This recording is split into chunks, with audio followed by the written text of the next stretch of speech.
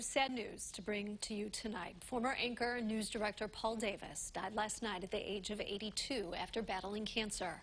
He was Effingham born and bred, schooled at the U of I, and went straight to work at WCIA-3 full-time after graduating. His career may have started in Central Illinois, but his influence in the world of journalism is felt across the country. Looks like Ted Kennedy has all but lost his battle with President Carter for the Democrats. You knew his voice before seeing his face. Paul had an iconic voice, one of those deep baritone resonant voices that you just knew Paul. Paul Davis was the quintessential newsman. He started his career at WCIA-3 back in 1960 as a reporter and then anchor before becoming the news director in 1967. And I don't know what I'm going to do without you. He had a knack for recognizing new talent, like Judy Fraser, hiring her back in 1976. I hadn't done television in 6, 7, 8 years, but it was the weekend weather position, and I thought, well, I'm going to give it a try. But I was so scared, walked in his office, and in 5 minutes he had me in tears of laughter. His sense of humor, his wit, his stories. I think he was the greatest storyteller I've ever known in my life. Davis pushed young reporters like John Paul to get the story and get it right. He was raised in the Cronkite era and before, and that's what he emulated.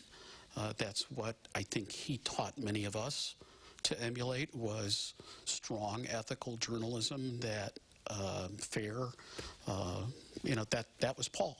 Davis loved covering breaking news, either by leading the team or getting out there himself. The Kennedy assassination, the campus riots, tornadoes, and more.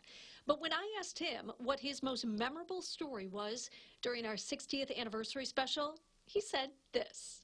I opened a news release one day that said a nudist group was planning to take over a strip mine up on the north side of the market up near Kempton Cabery. And I decided that had to be done.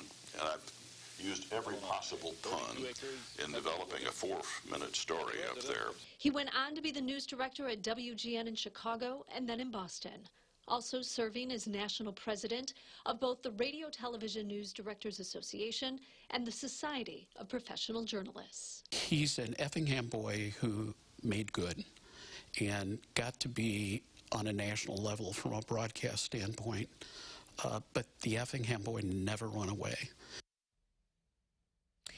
It's not surprising Paul went into news. His mother was the first woman radio news director in the U.S. in Effingham.